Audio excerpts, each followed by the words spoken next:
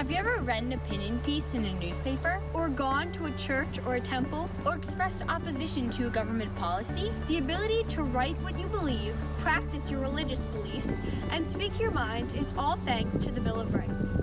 While there are some limitations to what you can say and write, there are few about when and where you can do so.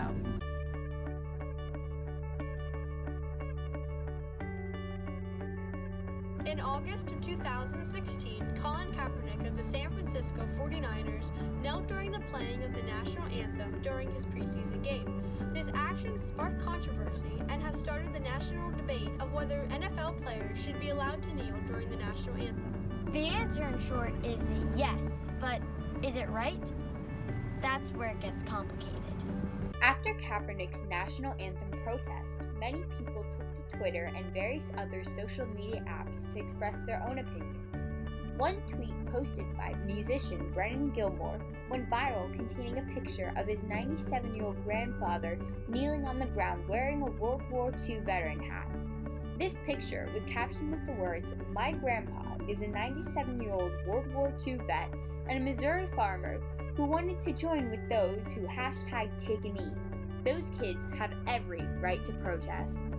Kaepernick's bold decision to kneel during the national anthem got him support from minority groups, as well as disapproval from football fans who just want to watch the game, not a protest. They believe that there are better places to protest.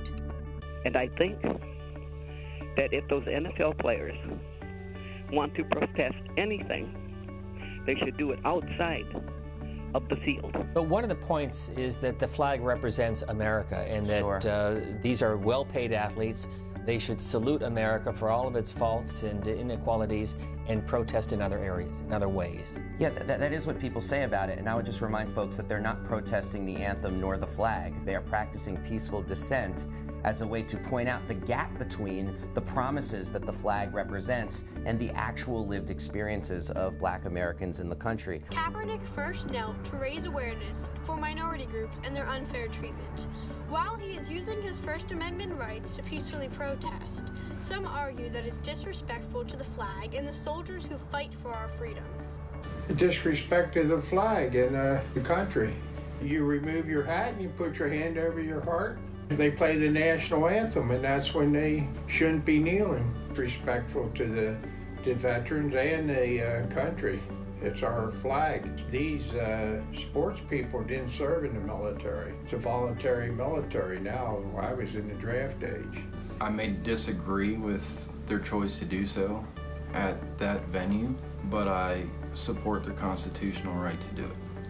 I think it's protected. It's an inalienable right to peaceful protests, and that's what they're doing. Will you continue, Colin, to sit? Will you continue to sit? Yes, I'll continue to sit. I'm going to continue to stand with the people that are being oppressed. To me, this is something that has to change, and when there's significant change, and I feel like that flag represents what it's supposed to represent, and this country is representing people the way that it's supposed to, I'll stand. Those for kneeling say that the soldiers don't give you the right to protest, the Constitution does. Americans are known for being patriotic, and most would agree that they are proud of their country. Pride plays a major factor in what it means to be an American, and for those against kneeling, this is some of the supporting evidence. To some, seeing a country turn against itself over an issue is embarrassing. It shows that the government can't solve its own internal conflicts. At this point, kneeling is not solving the problem, so we the people should take matters into our own hands. This is what an American would do instead of taking advantage of their protesting rights. It is our choice whether or not to let an issue divide the country. As Abraham Lincoln once said, "A house divided against itself cannot stand." Kneeling isn't solving the problem. So, instead of kneeling, we should take action. This is what some believe a true American would do, instead of letting our country be torn apart. For Nike's 30th anniversary, they decided to use Colin Kaepernick as the face for the new ad. Kneeling destroyed what once was a very promising career for Kaepernick, as once this season ended, Kaepernick rejected all contracting offers. Through the ad, he proved he still believes he made the right choice in continuing to kneel, even though it ruined his career.